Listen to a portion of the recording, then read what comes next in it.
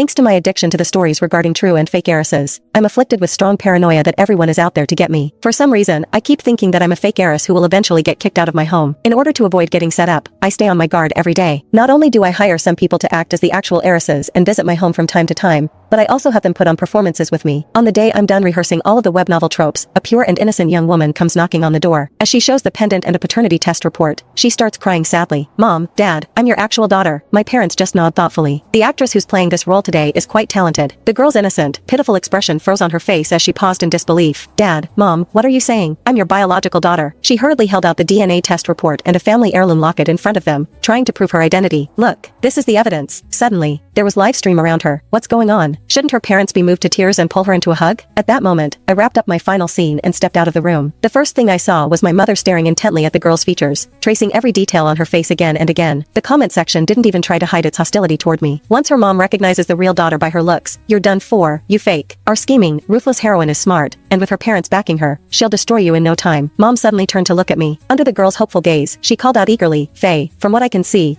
this girl has the best acting skills and is the most dedicated. She even prepared her own props. You won't go wrong partnering with her." The girl glanced at them, then down at the items in her own hands. Her expression darkened instantly. I cleared my throat, feeling a little awkward. "Mom, I don't think she's one of the actresses I brought in." That caught both my parents off guard as they sat on the couch. "What? She's not? Then, who is she?" With everyone's attention suddenly focused on her, the girl grew agitated. She threw herself at my parents' feet and sobbed, "Dad, Mom, I finally found you. Even though I've suffered all these years, struggling just to get by and barely having enough to eat, it was all worth it. Our family is finally reunited." Excitement surged through the comments again. Here it is, the classic recognition scene. The female lead is so pitiful. She's maxing out her parents' sympathy instantly. I can't wait for the parents to take it out on the fake daughter. She's been living in someone else's place all these years. The girl wiped her tears and looked up expectantly, but my parents remained oddly calm, even a little awkward. Dad looked especially uncomfortable and turned his face away. "Miss, calm down for a moment." The girl looked completely baffled, unable to understand why things were unfolding this way. I took it all in and nearly failed to hold back my laughter. Over the years, I had hired no fewer than 100 actors, running through thousands of familiar fiction cliches. The recognition plot alone had been staged nearly 100 times. The first time they saw it, my parents were so moved they cried, wishing they could give their hearts to the real daughter. The second time, they felt deep regret and swore to make it up to their biological child. By the 99th time, all that remained on their faces was numbness. They even begged me in their dreams to switch to a different storyline. Since it involved questions of parentage, my parents immediately called in professionals to run a full paternity verification process. The girl's name was Tanya Lockman. It turned out she truly was their biological daughter who had been switched at birth by a nurse. After the truth was verified, my parents clustered around her anxiously and instructed the staff to set up a room for her. Tanya saw that I hadn't moved from my spot. She made a show of rubbing her eyes until they turned red. "Faye grew up by your side, living in luxury and receiving the best education. I'm just a plain, shabby country girl. How could I possibly deserve to live in the same